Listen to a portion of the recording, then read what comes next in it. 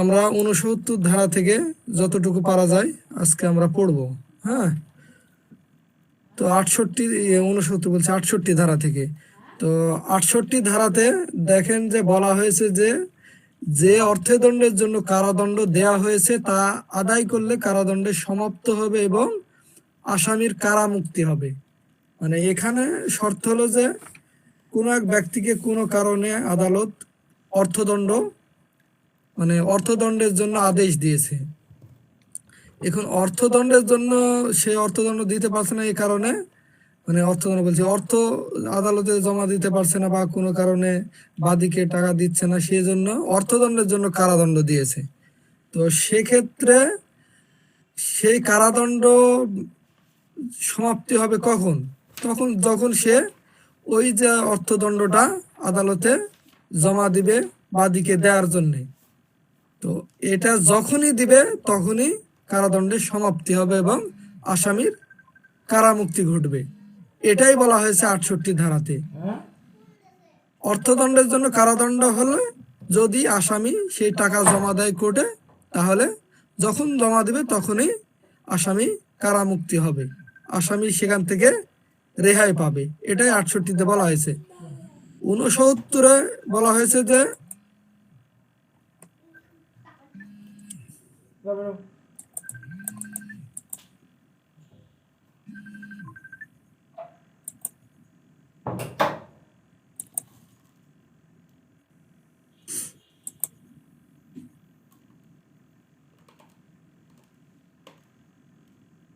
এটা ডিস্টার্ব করছিল।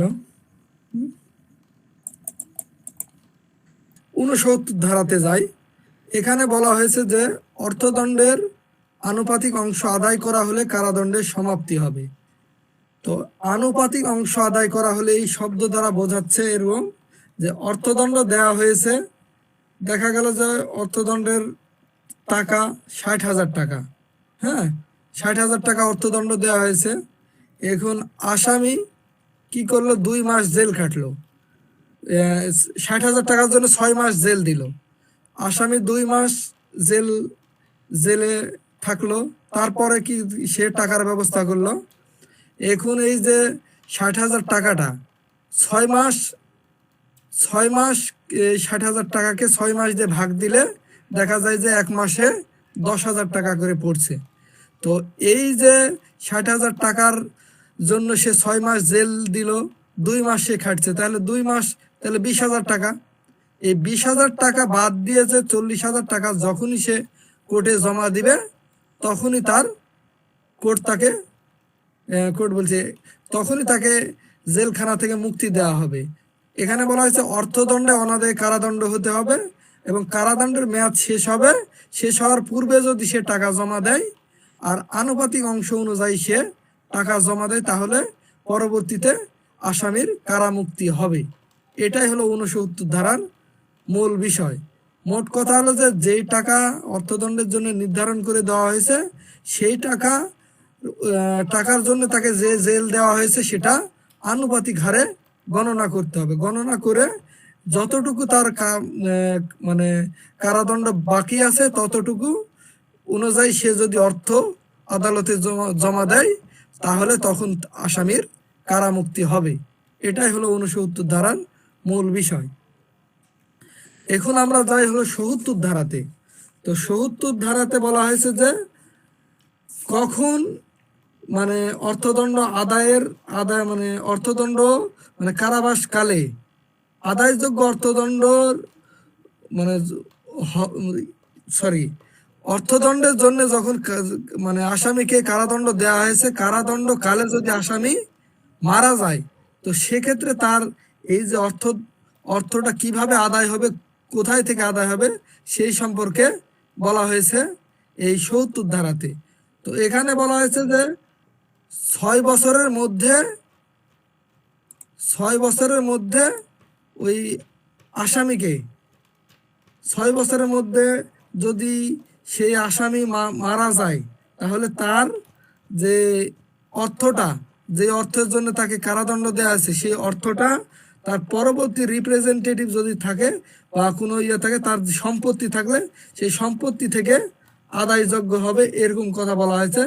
তো অর্থদণ্ড দণ্ডাদেশ প্রদানের পরবর্তী 6 বছরের মধ্যে এই অর্থদণ্ডটা আদায়যোগ্য হবে। তো এখানে কয়েকটা কন্ডিশন আছে, সেটা হলো অবশ্যই কারাবাসকালে আসামির মৃত্যু হতে হবে, অর্থদণ্ড অনাদায়ের জন্য তার শাস্তি হতে হবে, এবং সেই যে মানে অর্থদণ্ড দেয়া হলো আসামি কারাবাসকালে যদি মৃত্যুবরণ করলো, তাহলে পরবর্তী মারা গেলেও তার এই যে অর্থদণ্ডটা মওকুফ হবে না। তাহলে 1 নম্বর হলো যে কারাবাসকালে আসামির মৃত্যু, আর অর্থদণ্ড অনাদায়ের জন্য তার শাস্তি হয়েছে, মৃত্যুবরণ করা সত্ত্বেও তার যে অর্থদণ্ডটা মওকুফ হবে না, তার যে সম্পত্তি থাকবে সেটা দায়যুক্ত হবে। মানে দায়মুক্ত করতে গেলে সেই সম্পত্তি থেকে টাকাটা এনে যখন আদালতে জমা দান করবে, তখনই সে দায় মুক্তি, মানে ওই যে আসামি মারা গেল তার যদি ওই সম্পত্তি থেকে সে টাকাটা আসে, তখন সে এখান থেকে দায় মুক্ত হবে। 3 নম্বরে বলা হয়েছে যে মৃত ব্যক্তির সম্পত্তি হতে এই যে অর্থদণ্ডটা আদায় হবে, আর এই যে অর্থদণ্ডটা 6 বছরের মধ্যে আদায়যোগ্য হবে। এটা হলো ৭০ ধারার মূল বিষয়। আমি আর একবার বলি, ৭০ ধারা, কারাবাসকালে আসামির যদি মৃত্যু হয়, তাহলে তার যে অর্থদণ্ডটা কিভাবে আদায় হবে সেটা এই ৭০ ধারাতে বলা হয়েছে। তো আসামি যখন অর্থদণ্ডে অনাদায়ের জন্য কারাদণ্ড হয়েছে, কারাবাসকালে সে মারা গেছে, তার যে সম্পত্তি যদি থেকে থাকে, তাহলে সেই সম্পত্তি হতে এই যে অর্থদণ্ডটা আদায়যোগ্য হবে। যতদিন আদায়যোগ্য হচ্ছে না, ততদিন সে মানে এই যে অর্থদণ্ড হতে সে রেহাই পাবে না, তার সম্পত্তি থেকে দায়মুক্ত মানে হবে না, সে তার যে সম্পত্তিটা সেটা দায়মুক্ত হবে না। সেই সম্পত্তির উপরে চার্জ, আমরা যে ট্রান্সফার অফ প্রপার্টিতে আমরা একটা আছে চার্জ, 100 ধারাতে চার্জ। তো এই যে এখানে ওই মৃত ব্যক্তি সম্পত্তির উপরে চার্জ তৈরি হয়ে যাবে। চার্জ তৈরি হবে এমন ভাবে যে যতদিন এই অর্থদণ্ডটা ওখান থেকে আসবে না, ততক্ষণ পর্যন্ত ওই সম্পত্তির কোনো কিছু হবে না। সর্বপ্রথম এই যে তার অর্থদণ্ডটা জমা দেবে, তারপরে ওই সম্পত্তির যে অন্যান্য কার্যকলাপ ঘটবে। এটাই হলো ৭০ ধারার মূল বিষয়। তারপরে যাই হলো ৭১ ধারা। ৭১ ধারা দণ্ডবিধির একটা গুরুত্বপূর্ণ একটা ধারা। এটা হলো এই ৭১ ধারা সম্পর্কে ফৌজদারি কার্যবিধিতেও একটা ৩৫ সেকশনে এইরকম একটা বিষয় আলোচনা করা হয়েছে। তো এই জায়গাতে বলা হয়েছে যে কতিপয় অপরাধের সমবায়ে গঠিত অপরাধের শাস্তির সীমা, মানে হলো এক ব্যক্তি একই সাথে একাধিক অপরাধ করছে, অথবা একই অপরাধের বিভিন্ন অংশ এখানে কার্যকলাপ ঘটছে, একই অপরাধের একাধিক অংশ সমবায়, মানে একটা অপরাধ হচ্ছে বিভিন্ন স্টেজে হচ্ছে, অথবা একাধিক অপরাধ মানে একাধিক সংজ্ঞার অপরাধ একজন অপরাধী ঘটাচ্ছে। তো আমি উদাহরণ দিয়ে বোঝাচ্ছি এখানে, যে এক্স নামক ব্যক্তি কি করলো, যে ওয়াই কে কিডন্যাপ করলো, তারপরে কি করলো, তাকে রেপ করলো। তাহলে এখানে এক্স নামক ব্যক্তি ওয়াই ব্যক্তিকে কিডন্যাপ করেছে, তারপরে হলো রেপ করেছে। তাহলে এখানে দুইটা আছে, দণ্ডবিধিতে কিডন্যাপও আছে, রেপও আছে। তাহলে দুইটা ঘটনা ঘটায়, মানে অপরাধ করেছে, একটা হলো কিডন্যাপ, একটা হলো রেপ। তাহলে দুইটা সংজ্ঞা। আমি আরেকটা উদাহরণ দিচ্ছি, সেটা হলো যে এক্স নামক ব্যক্তি ওয়াই কে 4 বার ছুরি দিয়ে আঘাত করেছে, 4 বার ছুরি দিয়ে আঘাত করেছে। তাহলে এখানে দেখা যাচ্ছে যে একটাই অপরাধ করছে, এক্স ওয়াই কে কি করছে, ছুরি দিয়ে 4 বার আঘাত করছে। তাহলে এই যে 4 বার আঘাতের জন্য এক্স কে আলাদা আলাদা ভাবে পানিশমেন্ট দেওয়া যাবে না, কারণ সে একটা অপরাধে একাধিক ভাবে যে একটা অপরাধ করছে, একাধিক কার্যকলাপের দ্বারা, একাধিক অপরাধের দ্বারা মানে কার্যকলাপের দ্বারা একই অপরাধ করছে। সেটা কি, যে 4 বার সে ছুরি আঘাত করেছে। তো এটা যে অবশ্যই এটা অ্যাটেম্পট টু মার্ডার, তো অ্যাটেম্পট টু মার্ডারের জন্য সে দায়ী হবে। কিন্তু এই যে 4 বার ছুরি দিয়েছে, তাহলে 4 বার সে যে দোষী হবে এমনটা না। আর প্রথম উদাহরণে বলা হয়েছে যে কি কিডন্যাপ করেছে তারপরে রেপ করেছে, মানে সে আলাদা সংজ্ঞায় আলাদা অপরাধ ঘটনা সংগঠন করেছে। তো এখানে বলা হয়েছে যখন কোনো অপরাধী একাধিক সংজ্ঞায় বা একাধিক অপরাধ করে যেগুলো আলাদা আলাদা ভাবে সংজ্ঞায়িত করা যায়, আলাদা আলাদা ভাবে নাম আছে, তাহলে সে আলাদা আলাদা শাস্তির জন্য মানে আলাদা আলাদা ভাবে তাকে শাস্তি দেওয়া যাবে। আর যখন একই ব্যক্তি একই অপরাধ করছে, সে অপরাধ একাধিক স্টেজে করছে বা একই ঘটনা ঘটাচ্ছে বিভিন্ন ইয়েতে, মানে বিভিন্ন কি বলবো বিভিন্ন কাজ দ্বারা, যেমন 4বার সে আঘাত করছে, 4বার সে ছুরির আঘাত করেছে, তাহলে একই ঘটনাটা কি অপরাধটা একই কিন্তু ঘটাচ্ছে বিভিন্ন স্টেজে, তাহলে এটা একই একই শাস্তিযোগ্য অপরাধে সে দায়ী হবে। তার মানে সে শুধু অ্যাটেম্পট টু মার্ডারের জন্যই দায়ী হবে। এমন আবার আরেকটা উদাহরণ দেখা যাচ্ছে যে যদি কেউ কাউকে দেখা গেল যে চাবুক দ্বারা বেত্রাঘাত করছে, তাহলে সে যদি 100টা বাড়ি মারে তাহলে তো 100টা বাড়ির জন্য তাকে দোষী করা যাবে না, কারণ সে একটাই অপরাধ করছে। কি অপরাধ? সে তাকে আঘাত করছে, গুরুতর আঘাত, তাহলে গুরুতর আঘাতের জন্য সে দায়ী হবে এই অপরাধী। তো আলাদাভাবে সংজ্ঞায়িত করা গেলে আলাদা আলাদা চার্জ গঠন করা যাবে, আলাদা আলাদা ভাবে তাকে শাস্তি দেওয়া যাবে। আর যখন একই অপরাধ করছে কিন্তু অপরাধী স্টেজে স্টেজে, তখন তাকে মানে একটা অপরাধের জন্যই তাকে সাজা মানে ভোগ করতে হবে। 71 ধারায় আরেকটা বিষয় খুবই গুরুত্বপূর্ণ বলা হয়েছে যে এক্স এমন একটা অপরাধ করেছে যেটা 2টি ধারায় এবং 2টি ধারার শাস্তির কথা বলা হয়েছে। এক্স একটি অপরাধ করেছে, আরেকবার বলি, এক্স একটি অপরাধ করেছে, সেই অপরাধটা হলো দণ্ডবিধির একাধিক ধারায় শাস্তির কথা বলা হয়েছে ওই অপরাধের জন্য।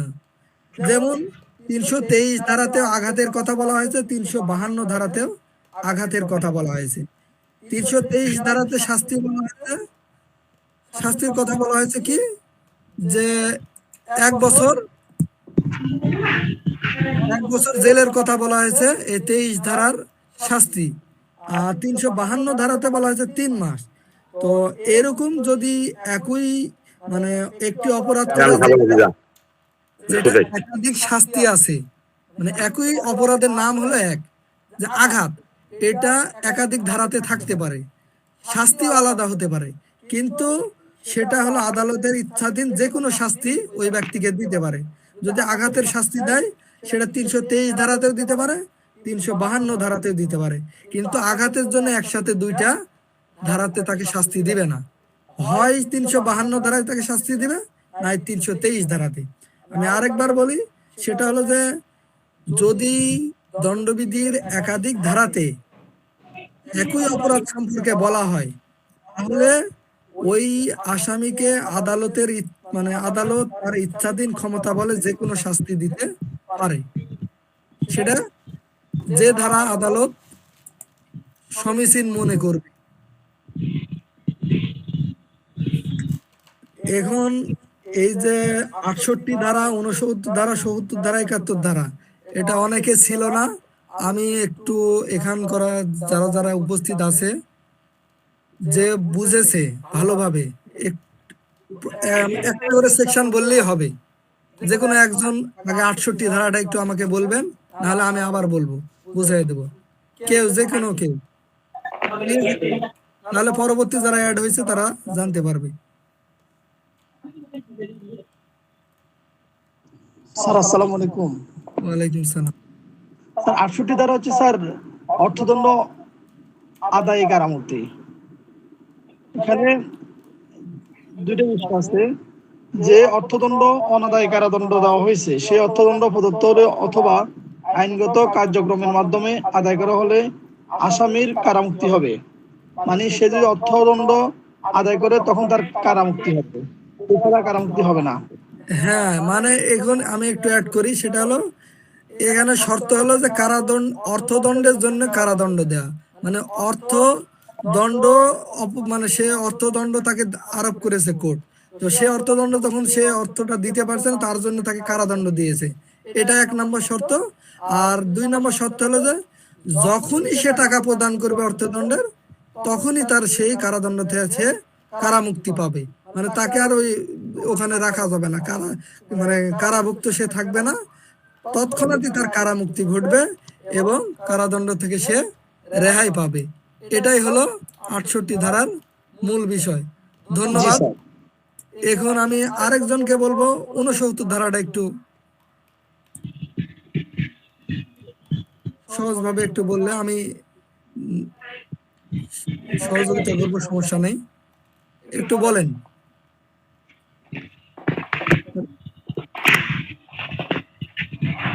নাকি আমি আরেকবার বলবো?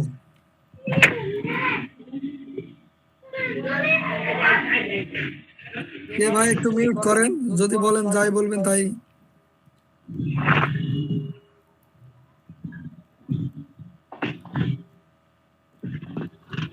রণজিৎ ভাই, আপনি ডিস্টার্ব করতেছেন কেন রণজিৎ ভাই?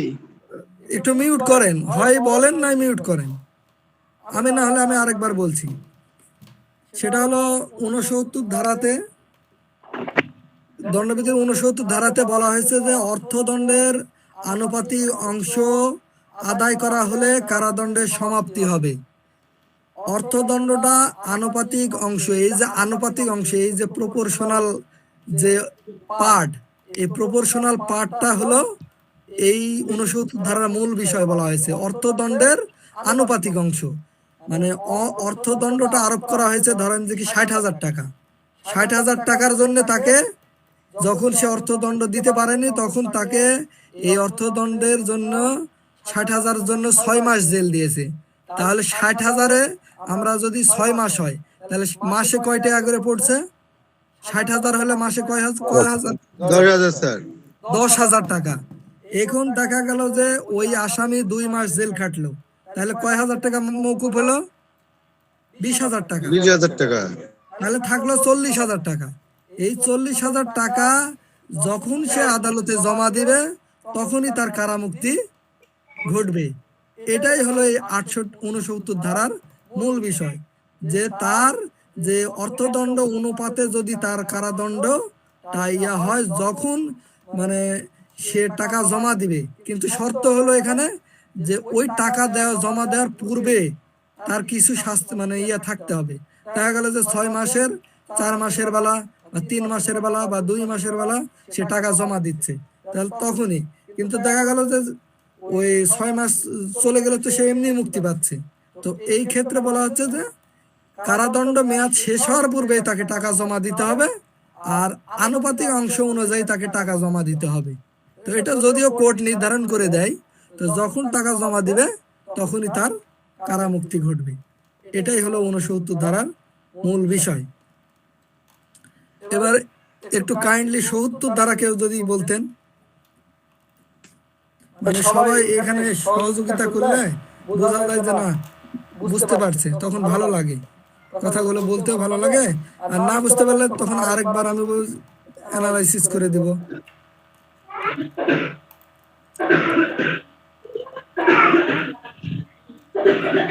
19 জন উপস্থিত আছেন, একজন 70 ধারা আমি তাহলে আরেকবার বলছি, সবাই যেহেতু উপস্থিত হয়েছে।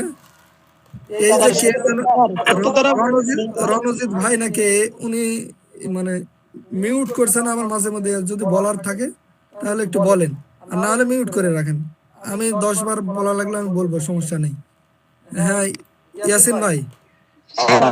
স্যার আপনি ওনাকে মিউট করে রাখেন, উনি এটা বুঝতেছেন না। ওই রণজিৎ ভাইকে আপনি মিউট করে দেন, আপনি পারবেন এখন। ও আমি তো পারবো, কিন্তু এটা হয়তো বা সে আবার যদি ইয়া মনে করে, এই জন্য থাক, উনি ইয়া করুক, মিউট যেতে করছে, পরবর্তীতে না করলে হলো। সেটা হলো যে ইয়াসিন ভাই কিছু বলবেন? জি, অর্থদণ্ড আদায় করা যাবে 6 বছরের মধ্যে, 70 ধারা মূল বিষয় হচ্ছে। আর হচ্ছে কোন অপরাধীর মৃত্যুর ফলে উক্ত অপরাধীর অর্থদণ্ডের মানে অবসান হবে না বা অর্থদণ্ড মাফ হবে না। এখানে কয়েকটা বিষয় উল্লেখ করতে চাই। আপনার হচ্ছে এখানে জরিমানা অনাদায়ী অবস্থায় যদি অপরাধীর মৃত্যু হয়, সেক্ষেত্রে জরিমানা আদায় করা যাবে অপরাধীর সম্পত্তি হতে, মানে তার আপনার হচ্ছে সম্পত্তি। হ্যাঁ ইয়াসিন ভাই বলছেন, আমি একটু আপনার সাথে অ্যাড করি। তো এখানে হলো যে ওই আসামিটা ধরেন যে কি আদালত জেল দিয়েছে তাকে, সে আসামি জেলখানাতেই আছে, হ্যাঁ, জেলখানাতে আছে। জেলখানাতে থাকাকালীন দেখা গেল যে অনেক সময় কারাগারে অনেক মানুষ জেলখানায় মারা যায়, হ্যাঁ। তো ওই যে ব্যক্তি কারাগারে মারা গেল, তার কিছু অর্থদণ্ড ছিল। তখন দেখি 1 বছরের জেল হয়েছে বা 50,000 টাকা জেল হয়ে 50,000 টাকা অর্থদণ্ড হয়েছে। তো জেল খাটলে 3 মাস পরে সেই আসামি অসুস্থতার জন্য হোক আর যেভাবে হোক সে মারা গেছে।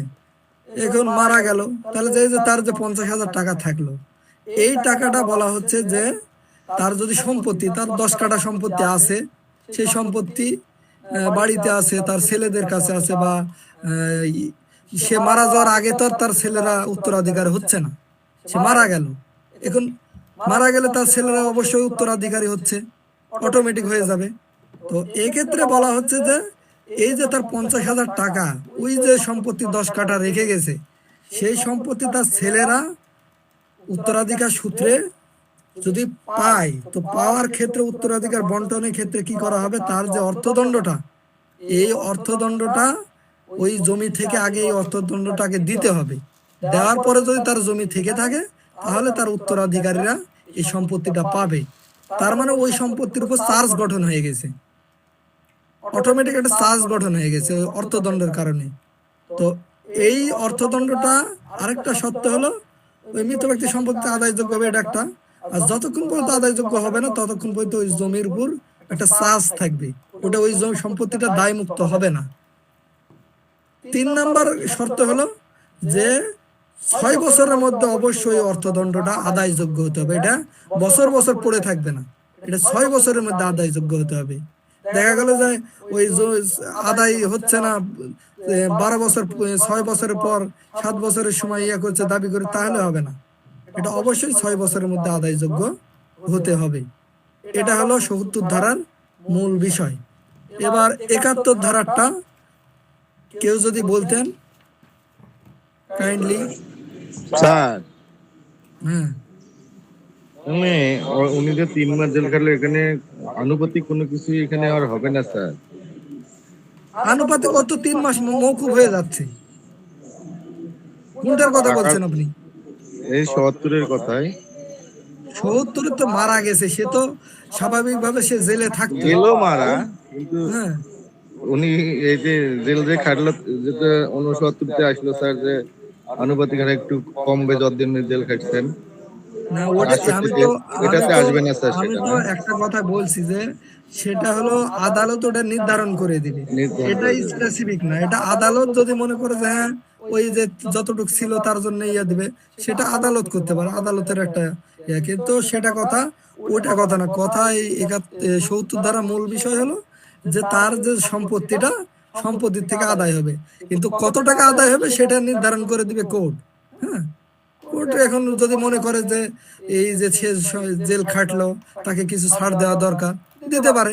ওটা তো নির্ধারণ করে দিবে ওই রায়ের যখন রায় লিখবে, আদেশটা লিখবে আদালত, তখন ওই আদেশেই লিখে দিবে যে এই কার মাধ্যমে টাকাটা আদায় হবে।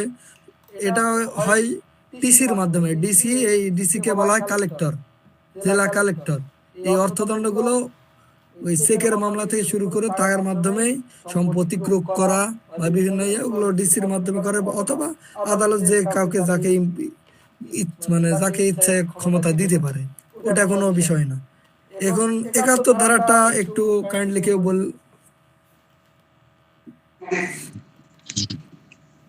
স্যার ৭১ ধারা হচ্ছে যে একটা অপরাধ, একটা অপরাধ যখন পার্ট বাই পার্ট সংগঠিত হচ্ছে, অর্থাৎ সমবায়ের ভিত্তিতে সংগঠিত হচ্ছে। যদি কেউ একজন কাউকে হচ্ছে যে ওই স্টাবিং করে, তো একটা স্টাবিং করা এবং 10টা স্টাবিং করা, তো একটার মাধ্যমে সে জখম হচ্ছে, 10টা স্টাবিং করলেও সে জখম হচ্ছে। তাহলে ঠিক আছে ভাই, আমি একটু আপনাকে অ্যাড করি। হ্যাঁ, জি তো জি জি আমি আর একটু সহজ করে দিই।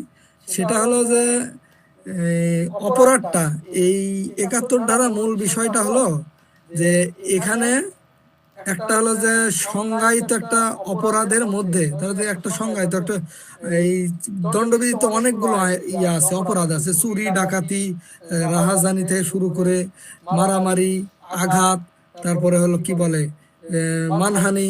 তো এ ধরনের যে আলাদা আলাদা আমরা সংজ্ঞা দেখছি যে বিভিন্ন সংজ্ঞাতে এই অপরাধগুলো আছে। আর দেখা যাচ্ছে যে চুরি করছে, হ্যাঁ চুরি করছে, চুরি করতে যে চুরির মধ্যেই মানে কি বলে অনেকটা পার্ট পার্ট করে অনেকগুলো অপরাধ কি করে, মানে অপরাধ বলতে একই অপরাধের মধ্যে অনেক কাজ করছে। দেখা গেল যে ওই চুরি করতে গেল, চুরি করতে যে কি করে, অনেক সময় দেখা যায় না যে এই একটা চুরি একটা কি করছে, ওই 10,000 টাকা নিল, একটা সোনার আংটি নিল, একটা হলো ওই দেখা গেল যে দামি অন্য কোনো একটা জিনিস নিল, ঘড়ি নিল। তো এখানে যে সোনার জন্য একটা তাকে শাস্তিযোগ্য করা হলো, বা টাকার জন্য করা হলো, এমন কি করা কিছু করা হয়, এটা চুরি হিসেবেই গণ্য হয়। তো এখানে যেহেতু অংশগুলো যেভাবেই করুক, ওটা একই সংজ্ঞার মধ্যে একাধিক সমবায়ে একাধিক অপরাধ করেছে। আর দেখা গেল যে আরেকটা উদাহরণ দিচ্ছি, সেটা হলো যে একটা মেয়েকে, যে আমি উদাহরণ প্রথমে এটা আনছিলাম যে কিডন্যাপ করলো, এখন কিডন্যাপ সম্পর্কে দণ্ডবিধিতে আছে অ্যাবডাকশন, অ্যাবডাকশন আছে। তারপরে কি করলো, অ্যাবডাকশন তো করেছে করেছে সাথে রেপ করেছে মেয়েটাকে। তাহলে অ্যাবডাকশনেরও সংজ্ঞা দেওয়া আছে, শাস্তি দেওয়া আছে, রেপেরও শাস্তি দেওয়া আছে। তাহলে তাকে অ্যাবডাকশনের জন্য আলাদা চার্জে চার্জ করা হবে, রেপের জন্য আলাদা চার্জে চার্জ করা হবে, কারণ এটা আলাদা সংজ্ঞায়িত। তো এখানে এটাই বলা হয়েছে যে একই সংজ্ঞায়িত অপরাধের মধ্যে যে একাধিক স্টেজ বা একাধিক পার্টে কাজ করে, সেগুলো একটাই ধরা হবে, একটাই অপরাধ ধরা হবে। আর যদি আলাদা সংজ্ঞায়িত অপরাধের জন্য আলাদা আলাদা ভাবে কাজ করে, তাহলে আলাদা আলাদা ভাবে চার্জে তাকে চার্জকৃত করা হবে, আলাদাভাবে তাকে শাস্তি দেওয়া হবে। এটাই হলো ৭০ ধারার মূল বিষয়। আর শেষের দিক যে আরেকটা কথা বলা হয়েছে ৭১-এ, সেকশন ৭১-এ, যে একই একটা অপরাধ করা হয়েছে, আসামি একটা অপরাধ করেছে, সেটা দণ্ডবিধির একাধিক ধারাতে থাকতে পারে। তো একাধিক ধারাতে থাকলে তো তখন আদালত কি করবে, এটা আদালতের স্বেচ্ছাধীন ক্ষমতা বলা হয়েছে, যে আদালত যে কোনো একটা ধারাতে তাকে নিয়ে এসে শাস্তি দিতে পারে। সেই ধারাটা কোনটা হবে সেটা আদালত নির্ধারণ করবে। শাস্তি যদিও আলাদা হতে পারে। তো এখানে উদাহরণ আমি দিয়েছি যে আঘাত ৩২৩-এ বলা আছে, ৩৫২-তেও আঘাতের কথা বলা হয়েছে। ৩২৩-এ ১ বছরের কথা বলা হয়েছে শাস্তি, ৩৫২-তে ৩ মাসের কথা বলা হয়েছে। তো আদালত ওই অপরাধীকে ৩৫২-তেও শাস্তি দিতে পারে, ৩২৩-এও দিতে পারে, কিন্তু দুটা মিলে আলাদা করে না, মানে একসাথে দিবে এমন না, যে কোনো একটাতে করবে। সেটা আদালতের স্বেচ্ছাধীন ক্ষমতা, সেটা কোনটাতে দিবে সে আদালত নির্ধারণ করবে। এটাই হলো ৭১ ধারার মূল বিষয়বস্তু। এর চেয়ে আর সহজ কোনো উদাহরণ নাই। তাহলে বোঝা গেল ৬৮ থেকে ৭১ পর্যন্ত। জি জি জি স্যার, ক্লিয়ার স্যার। আর আমি এই যে ইয়েটা যখন শেয়ার করবো না, এটা হচ্ছে না, ওখানে আমি সুন্দর উদাহরণ ওখানেই লিখে দিয়েছি। তা আমার মনে হয় যে এটা নিয়ে প্যারার নেওয়ার কিছু নয়, কারণ ওটা দেখলেই বুঝতে পারো যে এই জিনিসগুলো ওখানে বলা হয়েছে। এখন আমি যাব নতুন একটা চ্যাপ্টার। হ্যাঁ, এরপরে আছে যে ৭৩-৭৪ আছে, যেগুলো নির্বাসন সলিটারি কনফাইনমেন্ট আর নাই, বর্তমানে এই শাস্তি নাই, এই জন্য এটা আমরা পড়বো না। একবারে চলে যাই হলো চ্যাপ্টার 4-এ, জেনারেল এক্সেপশন। এটা একটা ইম্পর্টেন্ট একটা চ্যাপ্টার, যেটা অ্যাডভোকেটদের জন্য হাতিয়ার স্বরূপ। হ্যাঁ, দণ্ডবিধির কোনো অপরাধের ক্ষেত্রে অ্যাডভোকেটদের ক্ষেত্রে হাতিয়ার স্বরূপ হলো এই জেনারেল এক্সেপশন। মানে তার পক্ষের যে অপরাধী যদি তার পক্ষের ক্লায়েন্ট হয়, তাহলে তাকে কিভাবে অপরাধ থেকে মানে কম শাস্তি বা তাকে মুকুব করানো, সেটাই চ্যাপ্টার 4-এ বলা আছে। কারাবাস যেটা ৭৩, এটা কমিটেড করা হয়েছে নাকি? হ্যাঁ, এখন আর নাই। ওখানে দেখবেন ওই চ্যাপ্টার ৫৩ নম্বর সেকশনে দেখবেন ওখানে লিখে দিয়েছে, হ্যাঁ, যে ও দ্বীপান্তর যেটা, সেটা তো বুঝছি, ওটা দ্বীপান্তরটা কি নির্জন কারাবাস? হ্যাঁ হ্যাঁ হ্যাঁ হ্যাঁ দ্বীপান্তরটাই। এমনি ওটাই এখান থেকে কোনো এমসিকিউ আসার সম্ভাবনা নেই নাকি? না, যদিও আমি ওটা আমি আসতে পরবর্তীতে কোনো এক সময় ওটা এক্সপ্লেনেশন দিব, কিন্তু হলো যে আপাতত আমি ওটাকে করতে চাচ্ছি না, কারণ আমি আজকে যে সেকশন গুলো পড়ালাম, এই সেকশন ঠিক গুলো আছে। আমি শুধু ওই শাস্তির যেগুলো শাস্তি আছে আমাদের 5টা শাস্তি, তার মধ্যে এই 71 পর্যন্ত আছে। এই জন্য আমি ওটা এর মধ্যে নিয়ে এসে মানে জটিলতা তৈরি করতে চাইলাম না। হ্যাঁ, এই জন্য আমি এটা আলাদাই থাক। আমি যে যে সেকশন গুলো আলোচনা করছি এই পানিশমেন্ট চ্যাপ্টারে, দুইটা তো এর আগে একটা নোট দিয়েছে, আজকে যেটা, এই কয়টা আমার যদি মনে হয় যে কোনো ছাত্র আমার ওই দুটা দেখলে, একবার দেখলে তার আর আমার মনে হয় এই কয়টা সেকশন থেকে কোনো কিছু ভুল হওয়ার কথা না। তো এই আজকে পড়ালাম, আমি নতুন চ্যাপ্টারে যাই, চ্যাপ্টার 4। তাহলে জেনারেল এক্সেপশন কত নম্বর চ্যাপ্টারে বলা হয়েছে? চ্যাপ্টার 4-এ বলা হয়েছে। এটা পরীক্ষাতে আসছে, হয় জুডিশিয়ারিতে নয় বার কাউন্সিলের কোনো একটা পরীক্ষাতে আসছে, যে জেনারেল এক্সেপশন গুলো কত নম্বর চ্যাপ্টারে বলা হয়েছে, অধ্যায়ে বলা হয়েছে। তো বার কাউন্সিলে স্যার 17 সালে আসছিল, 22 সালেও আসছিল হ্যাঁ হ্যাঁ, বার আমার কাউন্সিলে। এটা, হ্যাঁ এটা আমার আছে। এই কারণে চ্যাপ্টার গুলো দেখবো আমরা। তাহলে চ্যাপ্টার 4-এ 76 থেকে কত ইয়েতে বলা হয়েছে? 106 পর্যন্ত। 76 থেকে 106 পর্যন্ত।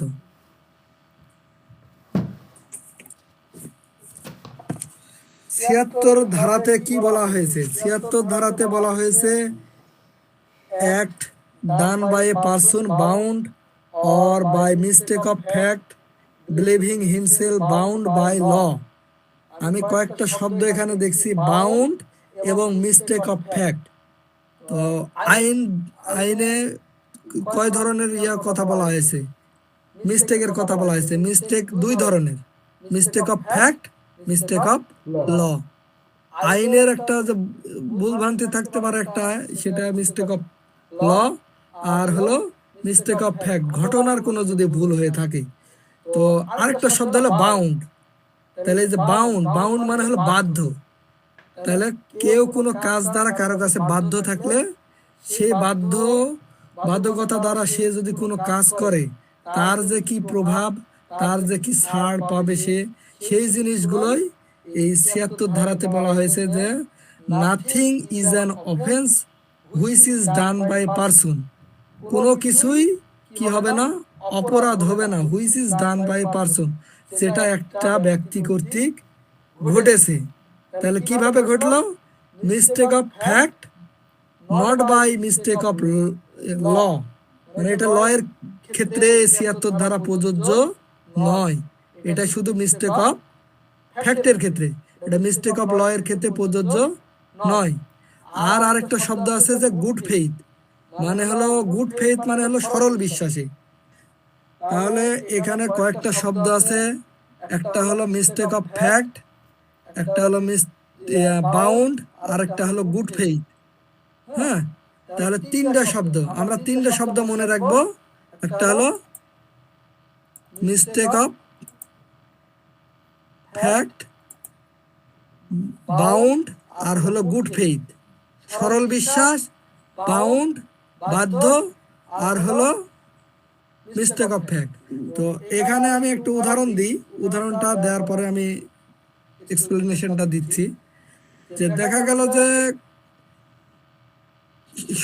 সৈনিকদের, আমরা তো সেনাবাহিনীর দেখছি, সেনাবাহিনীর যে উপর কর্মকর্তা আছে, যে উপরে কর্মকর্তা নিচের কর্মকর্তাকে আদেশ করে। এখন দেখা গেল একটা মেজর একজন সৈনিককে, নিম্ন পদের একজন সৈনিককে একজনকে গুলি করতে অর্ডার দিল, বা গুলি করতে বা কারো উপরে গুলি চালানোর অর্ডার করলো। তখন ওই যে সৈনিক ব্যক্তিটা, যে সাধারণ সৈনিক, সে যদি ওই মেজরের আদেশ অনুযায়ী গুলি চালায়, আর গুলি চালানোর পরে যদি কোনো ব্যক্তি মারা যায়, তো তাহলে ওই সাধারণ সৈনিক কি হবে না? সে অপরাধী হবে না, সে এখান থেকে রেহাই পাবে। এটাই হলো 76 ধারার মূল বিষয়।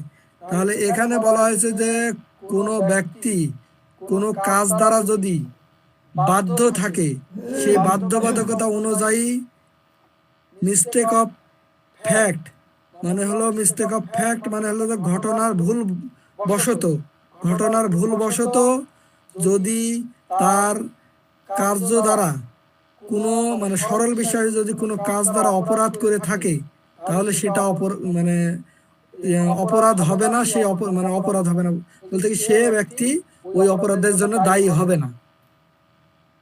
মিস্টেক অফ ফ্যাক্ট দ্বারা যদি কোনো ব্যক্তি ঊর্ধ্বতন কর্মকর্তার আদেশে কোনো অপরাধ করে, সেই অপরাধের জন্য সে দায়ী হবে না। আরেকটা উদাহরণ দিই, সেটা হলো যে পুলিশ, একজন পুলিশের এসআই দেখা গেল যে ওসি একজন ব্যক্তিকে গ্রেপ্তার করতে বলল, সেই ব্যক্তি গ্রেপ্তার করে নিয়ে আসলো, সে দোষী নির্দোষ বা যাই হোক, যদি সেই ব্যক্তিকে গ্রেপ্তারের সময় যদি কোনো মানে দেখা গেল যে কোনো জখম ঘটলো বা কোনো কিছু ঘটলো, সেই অপরাধের জন্য এই এসআই দায়ী হবে না, কারণ সে বাউন্ড মানে তার কাজের দ্বারা সে বাউন্ড হয়েছে, সে ওসির দ্বারা সে বাধ্য হয়ে কাজটা করেছে, সরল বিশ্বাসে করেছে এবং মিস্টেক অফ ফ্যাক্ট সে বুঝতে পারেনি যে ওই যে ব্যক্তিকে গ্রেপ্তার করছে সেই ব্যক্তির সাথে তার পার্সোনালি কোনো মানে কোনো দ্বন্দ্ব আছে বা এরকম কোনো কিছু আছে, তাহলে সেই ওই ওসির আদেশে যদি সে কাজ করে থাকে সরল বিশ্বাসে বাধ্য হয়ে, তাহলে সেই এসআই এই অপরাধের জন্য দায়ী হবে না।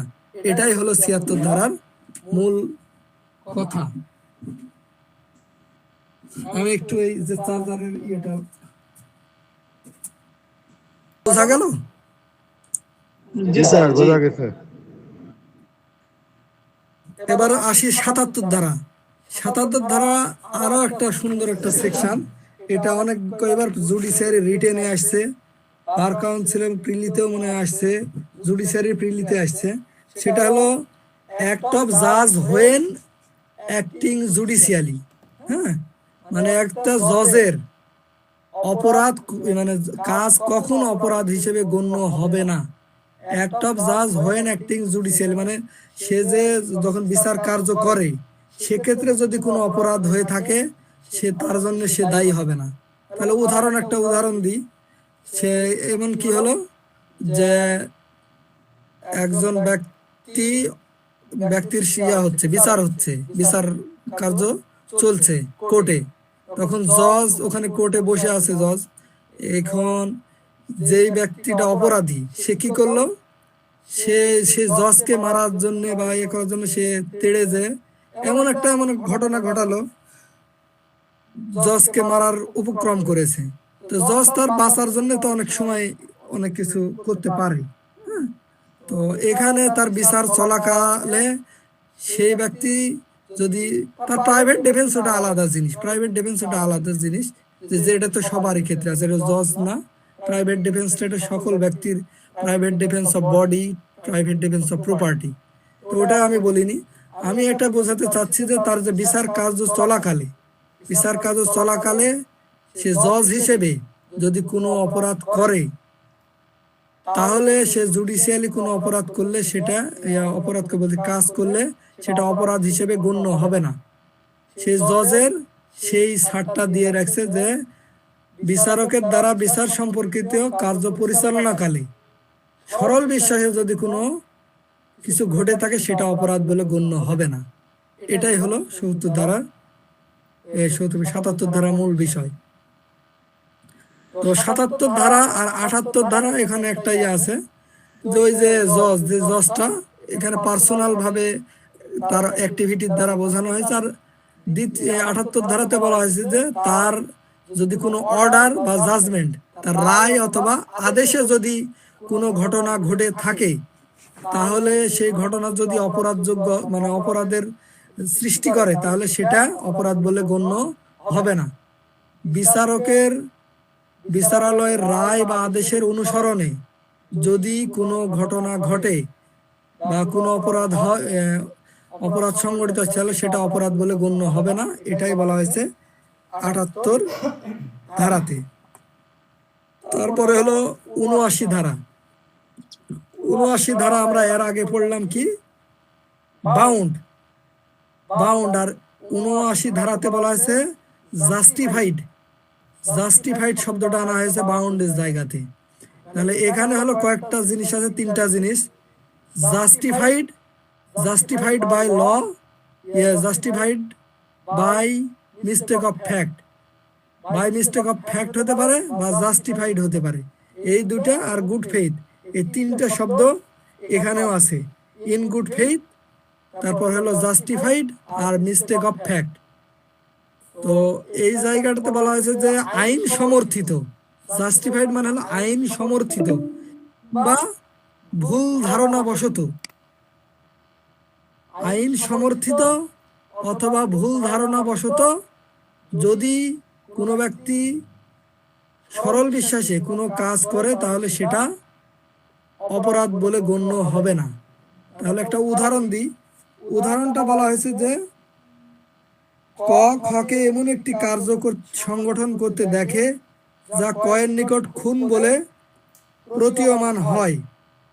ক সদ্বিশ্বাসে ওই ব্যক্তিকে, ওই খুনিকে গ্রেপ্তার করার জন্য কি হলো, উপক্রম করলো। তো যখন উপক্রম করলো, সে ওই ব্যক্তিকে গ্রেপ্তার করে পুলিশের কাছে নিয়ে যাওয়ার জন্য সে গেল। তো ওই ব্যক্তি, যে ব্যক্তি অপরাধ সংগঠন করছে, সে তার আত্মরক্ষার জন্য কি করলো, হ্যাঁ 79 9। 79-তে যেটা আমি আরেকবার ইয়ে করি, সেটা হলো যে 69-এর তিনটা শব্দ মানে খুবই ইম্পর্টেন্ট। সেটা হলো জাস্টিফাইড, মিস্টেক অফ ফ্যাক্ট, আর হলো মিস্টেক অফ ফ্যাক্ট, আর হলো ইন গুড ফেইথ। এই তিনটা শব্দ মনে রাখলেই হবে, জাস্টিফাইড, মিস্টেক অফ ফ্যাক্ট, আর হলো গুড ফেইথ। তো এই বলা হয়েছে যে যদি কোনো ব্যক্তি আইন সমর্থিত হয়ে বা সরল বিশ্বাসে আইন সমর্থিত হয়ে অথবা ভুল ধারণা বশত নিজেকে আইন সমর্থিত বলে বিশ্বাস করে যদি কোনো কার্য করে থাকে তাহলে সেটা অপরাধ বলে গণ্য হবে না। এটা হলো এই 79 ধারার মূল বিষয়। তো এখানে উদাহরণ যেটা আমি বলতে গেছিলাম, যে এক ব্যক্তি অন্য একটা ব্যক্তিকে এমন একটা ঘটনা ঘটাতে দেখছে যে মনে হচ্ছে তার কাছে অপরাধ মনে হচ্ছে, যে এই অপরাধ মানে সেটা অপরাধ, কাউকে খুন করতে যাচ্ছে, এমন তাকে গ্রেপ্তার করে পুলিশের কাছে নিয়ে যাবে। এমন মুহূর্তে দেখা গেল যে ওই যেই ব্যক্তিকে গ্রেপ্তার করতে যাচ্ছে সেই ব্যক্তি আর চড়াও হয়ে তার উপরে গুলি বর্ষণ বা অন্য কোনো আঘাত করার চেষ্টা করছে। তো চেষ্টা করার যখন সে মারার উপক্রম করছে, তখন যেই ব্যক্তি তাকে গ্রেপ্তার করতে গেল ওই ব্যক্তি আবার তাকে আঘাত করে সে ব্যক্তি মারা গেল, যে অপরাধ করছিল সেই ব্যক্তি মারা গেল। তো এখানে বলা হচ্ছে যে যে ব্যক্তি পুলিশের কাছে নিয়ে যাওয়ার জন্য ওই অপরাধীকে ধরতে গেল, সে ব্যক্তির কোনো কাজ অপরাধ বলে গণ্য হবে না, কারণ তার কাছে মনে হয়েছে যে এটা আইন সমর্থিত। একজন নাগরিক হিসেবে হোক বা একজন সরকারি কর্মকর্তা বা পুলিশের কোনো সদস্য হোক, আর যাই হোক, সে আইন সমর্থিত বলে মনে করে সরল বিশ্বাসী। তবে ওই যে ব্যক্তি অপরাধ করছে তার সাথে তার পার্সোনাল কোনো যদি কোনো কিছু স্বার্থ থেকে থাকে তাহলে এটা হবে না, সেটা গুড ফেইথে হতে হবে, সরল বিশ্বাসী হতে হবে, তাহলে সে এখান থেকে রেহাই পাবে। তো আজকে আমি ওই 79 ধারা পর্যন্ত রাখি, আমার যেহেতু একটা ক্লাস